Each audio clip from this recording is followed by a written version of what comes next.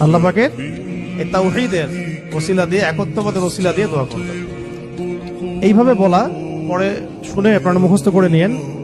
দোয়া করার আগে আল্লাহ পাকের প্রশংসা করা, আলহামদুলিল্লাহটাও আল্লাহ পাকের প্রশংসা, এবং রাসূল সাল্লাল্লাহু আলাইহি ওয়াসাল্লামের প্রতি দরুদ শরীফ পড়া একবার, অন্তত একবার, চাইলে আপনি অনেক পড়তে পারেন।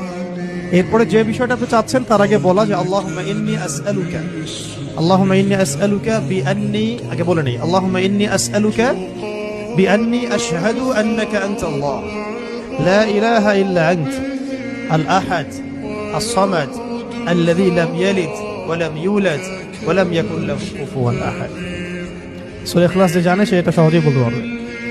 আল্লাহুম্মা ইন্নী আসআলুকা বিআন্নী আশহাদু আন্নাকা আনতাল্লাহ লা ইলাহা ইল্লা আনতাল আহাদ আস-সামাদ